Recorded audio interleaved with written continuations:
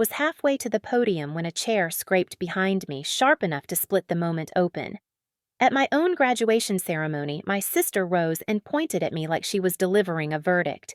She cheated her way through college, no whisper, no hesitation, just a clean public execution. The entire auditorium stared. My brother didn't exist in this story, only Ariana. My sister burning for an audience. My parents froze. I kept walking, holding together 4 years of work with nothing but breath and spine. Before I tell you what happened after I reached that stage, tell me, where are you listening from? And if you were me, what would you have done? I didn't grow up expecting my sister to become my enemy. If anything, I spent most of my childhood trying to catch whatever light Ariana walked around with. She was the golden one, louder, brighter, effortlessly magnetic. At family dinners in Portland, relatives leaned toward her stories. I sat beside her, nodding, learning how to make myself small so she could shine. But something shifted when I stopped being the quiet kid who trailed behind her and started becoming someone on my own. By junior year of high school, my grades edged past hers. Teachers called on me more. A scholarship letter arrived with my name on it, and the smile Ariana gave me carried the sweetness of fruit left out too long. College made the distance wider. I left for campus with a duffel bag and a stack of psych textbooks. She stayed home after dropping out of her grad program. I didn't think it mattered, different paths, different timing. But the first crack appeared when my scholarship refund came in short. A missing amount, then a vague explanation from the financial aid office. When I asked my parents if they had heard anything from Ariana, they exchanged a look too quick to decode. Then came the emails, a plagiarism complaint I didn't recognize, a canceled appointment with Professor Hale. I never canceled a tutoring accusation from someone I'd never met. Small things at first, easy to shrug off, easy to blame on the chaos of school. But they built on each other, subtle weight after subtle weight, pressing down on my reputation until I could feel people watching me in hallways with the hesitation of someone approaching a cracked mirror. Lena, my roommate, noticed it before I said a word. "You're checking your phone like you're waiting for something bad," she whispered one night in our studio. I didn't know how to explain that I wasn't waiting for bad news, I was waiting for a pattern. The truth is, I kept hoping it wasn't Ariana. That my sister, the girl who used to braid my hair before school, couldn't possibly be behind all of it. But hope has a way of blinding you right before the final blow. I just didn't know that blow would land on the one day she knew I couldn't defend myself. The months leading up to graduation felt like living inside a room where someone kept dimming the lights, not enough to plunge me into darkness, just enough to make me question what I was seeing. Every time I thought the worst was behind me, something new slipped under the door. It started with a second adjustment to my scholarship payments. Then, a notice about a missing form I'd already submitted. Then, my campus account locked me out for repeated suspicious activity. I stared at the login screen in my dorm, pulse climbing, as if the system itself was telling me I didn't fully belong anymore. Professor Hale called me in next. "A complaint came through," he said, carefully folding his hands. "Someone claims you plagiarized parts of your behavioral analysis report." My stomach dropped. That report had taken me weeks, late nights, cold leftovers, endless corrections. I opened my mouth to defend myself, but he raised a hand. "I don't believe it. I'm telling you so you can prepare." "Prepare? For what?" A war I didn't start. Whispers followed me out of his office. Evan, a classmate from freshman year, gave me a strange, assessing look in the hallway. A girl in my lab group avoided eye contact. Even Lena, who trusted me by instinct, said, "You don't think someone's targeting you, right?" "I don't know," I answered. But I did know. I just didn't want to say it out loud. The turning point came the night I found a message in my inbox, an email apparently sent by me to a faculty assistant canceling a meeting I'd been counting on for my capstone review. The tone wasn't mine. The phrasing wasn't mine. The signature wasn't mine. But the damage, that was very much mine. I sat on my bed in the half-light of our studio apartment, scrolling through old memories of Ariana like I was rewinding a film. The backhanded comments, the sharp smiles, the times she dismissed my wins as luck, the way she'd been drifting through life since leaving her grad program, always comparing, always tallying. And somewhere between those memories, the truth formed, quiet, sharp, undeniable. This wasn't randomness. This wasn't bad timing. Someone was choreographing my downfall piece by piece. I drove home that weekend and found my dad in the backyard standing by the old fence he'd been meaning to fix for years. He watered the hydrangeas like the world wasn't closing in on me. Dad, has Ariana ever said something about me about school? He paused, water trickling onto his shoes. She's been tense, he admitted. Said you get everything handed to you. I told her that wasn't fair, but the rest didn't matter. The fracture was already there. When I returned to campus, I made my decision. No more guessing. No more hoping I was wrong. I reached out to a tech investigator named Noah Vance, the one friend of a friend said could find ghosts in a machine. And within days, the ghosts had names, timestamps, locations, and one of them was Ariana's. That was the moment the quiet dread inside me turned into resolve. Noah didn't speak much the first time we met. He just listened, really listened while I laid out every strange payment, every canceled appointment, every whisper that clung to me like smoke. When I finished, he tapped the edge of his laptop and said, "If someone's been in your accounts, they left footprints. People always do." 3 days later, he called me back to his shared workspace downtown. The place buzzed with low conversations and the hum of old vents. But on Noah's screen, everything was razor sharp. "These are your login logs," he said, pointing. "Except here, here, and here, those aren't yours." The access came from another device on a home network in Portland. My chest tightened. I didn't want him to say it. He said it anyway, the same network where your parents live. Something in me curled inward like my ribs were trying to shield my heart. He wasn't accusing them, not directly. But there was only one person in that house who'd ever memorized my passwords, my security questions, my habits. Ariana. Noah scrolled again. "There's more. The payments missing from your scholarship refund. Someone rerouted them. Twice." He opened another window showing a list of transactions tagged under my campus account. And these tutoring accusations. "They were sent using a mirrored email, one character off from yours. That's intentional." My throat went dry. Intentional. The word felt surgical. I left the workspace shaking phone buzzing in my pocket. Lena texted, "You okay? You've been quiet." I couldn't respond. Not yet. I needed airspace, something steady to hold on to. Instead, I drove straight to my parents' house, sat in the driveway, and stared at the porch light flickering under the early summer sky. Dad found me there 20 minutes later. "Jolie." "What's going on?" I didn't tell him everything. "Just enough." "That scholarship money that went missing? The plagiarism complaint. Someone's been in my accounts messing with my life." He swallowed hard. "Are you saying I don't know what I'm saying?" I lied. "Not until I have proof. Because the truth would break him. He still believed Ariana was complicated, not cruel. Wounded, not dangerous. He didn't see what she was doing to me because I'd spent years covering it with a smile. But I wasn't covering anything anymore. Back on campus that night, I pulled every file, every screenshot, every odd detail Noah had confirmed. If Ariana wanted to tear down the life I built, I would protect it with everything I had left. I contacted attorney Mira Reyes the next morning. She reviewed what I brought and asked only one question. "When do you want this to stop?" "When it's no longer just me she can hurt," I said.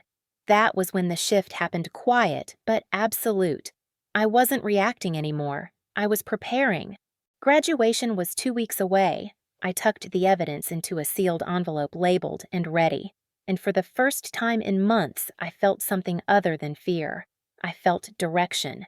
2 weeks passed like I was living in 2 timelines at once. In one, I was a normal graduating student returning my dorm key, finishing finals, trying on my cap and gown in front of the mirror.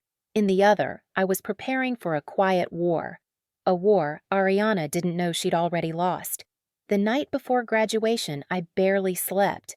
The sky outside my studio was a deep, cloudless blue, the kind that made the world feel paused. I laid out everything, the sealed envelope of evidence, the printed logs Noah had verified, the statement Mira helped me prepare, and my capstone summary. My hands didn't shake, not anymore. They had the steadiness of someone finally stepping out of survival mode. At sunrise, I slipped the envelope into the inner lining of my gown and walked out the door. The university auditorium in Portland was already buzzing by the time I arrived. Students hugged each other, parents fanned themselves with programs, faculty lined up in regalia. Everything looked normal, festive, hopeful, and underneath it all, a slow pulse of dread tapped in my chest. Not fear of Ariana, fear of what she would force me to reveal. When my family arrived, I saw it instantly. Ariana wasn't dressed like someone attending a graduation. She was dressed like someone hosting the event, white blazer, dramatic makeup posture, too rehearsed. She scanned the room, eyes darting hungry for attention she hadn't yet earned. Mom waved at me first, too brightly. Dad hugged me tight, lingering in a way that told me he sensed something was coming. Ariana stood behind them, arms folded. "Congrats," she said smoothly. "Big day." "Yeah," I replied, keeping my voice even. "Huge." Her smile flickered sharp, quick, predatory. And for a brief second I saw the plan in her eyes. She didn't come to celebrate, she came to strike. I took my seat on the stage with the honors students. From up there, the crowd looked like a single breathing organism. The lights warmed my face, and a strange calm settled in my bones. Dean Matthews met my eye from his seat. We'd spoken the night before. He knew everything. He gave the slightest nod. The ceremony began, speeches, applause music swelling and dipping. My name was alphabetically toward the end, which meant Ariana had a wide-open stage of time to decide how she'd ruin the day. And she took it. I heard the scrape first, her chair snapping backward, then her voice. She cheated her way through college. The sound ripped through the auditorium like fabric tearing. Conversations stopped mid-sentence. Faculty froze. Phones lifted instantly, bright rectangles capturing the spectacle she wanted so desperately. "She doesn't deserve that diploma," Ariana shouted again, louder this time, pointing directly at me. She lied. She manipulated the system. Ask anyone. Dozens of faces rotated toward me, their expressions shifting from joy to shock to something more complicated: concern, confusion, curiosity. A sea of eyes all asking the same question. "Is it true?" I stood. Every step down the aisle felt deliberate, measured the click of my heels, a kind of countdown. I didn't look at Ariana. Not because I feared what she'd say next, but because I already knew everything she was about to lose. Students shifted to let me through. Some whispered, some stared openly. A few looked away entirely as if my humiliation might be contagious, but humiliation wasn't what lived in me anymore. It was purpose. The dean waited at the podium with a steady expression, his hands resting lightly on the stack of diplomas. When I reached him, the room was still pulsing with Ariana's accusations, but his voice when he spoke was calm. "Jolie Hart," he said. I accepted my diploma, lifted my chin, and leaned in just an inch. "It's under my seat," I whispered. "Envelope marked A19. He didn't flinch. He didn't ask for clarification. He simply smiled, small knowing, and nodded. That nod was the quiet beginning of the end. Behind us, security moved discreetly. A faculty member approached the row where Ariana still stood, chest-heaving makeup cracking under the heat of her performance. She didn't realize the room was no longer hers. Not after the dean's nod. Not after the evidence waiting beneath my chair.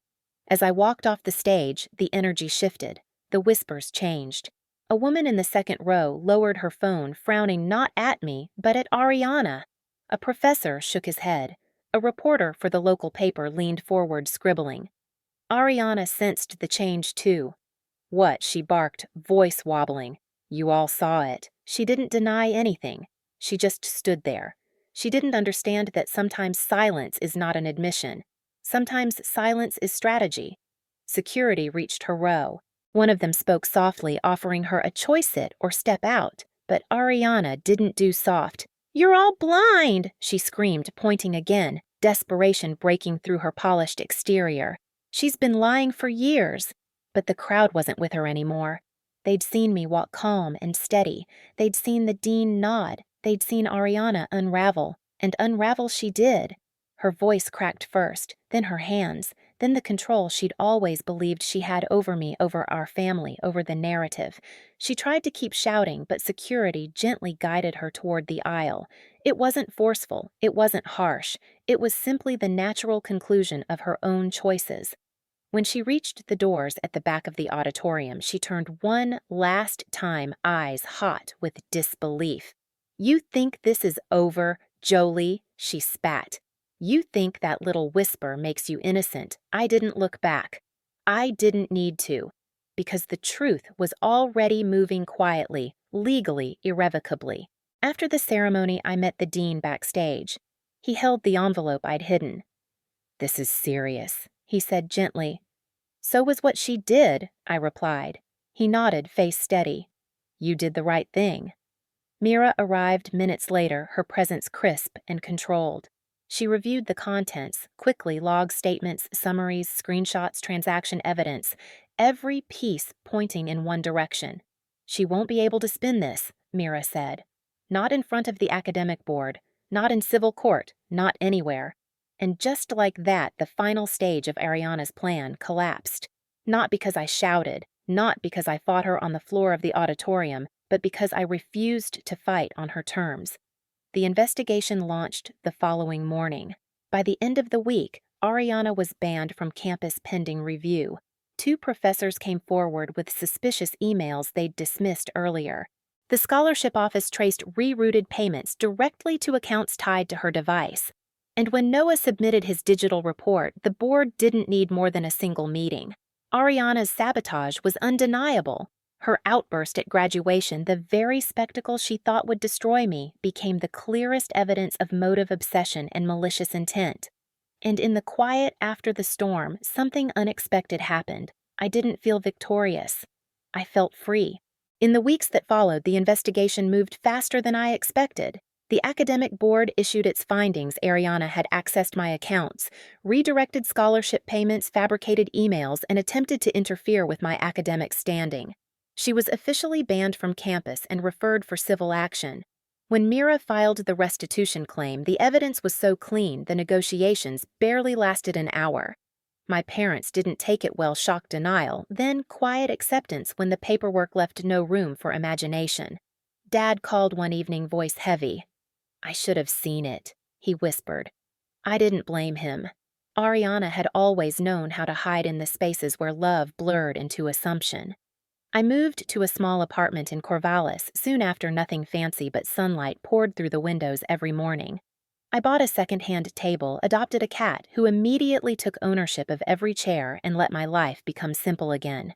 For the first time in years, my days weren't shaped by fear or second-guessing. I studied, I walked, I breathed. And little by little, the space Ariana once filled with chaos became something gentler room to rebuild myself on my own terms. If there's one thing I learned, it's that telling the truth isn't about winning, it's about finally stepping out of the shadows someone else built for you. Ariana's choices shaped my pain, but they don't shape my future. I built that myself piece by piece with proof, patience, and a refusal to shrink any longer. If you've ever had to stand up to someone who should have protected you, you're not alone. Share your story in the comments. I read them. And if you want more stories like this, hit subscribe so you don't miss the next one. So,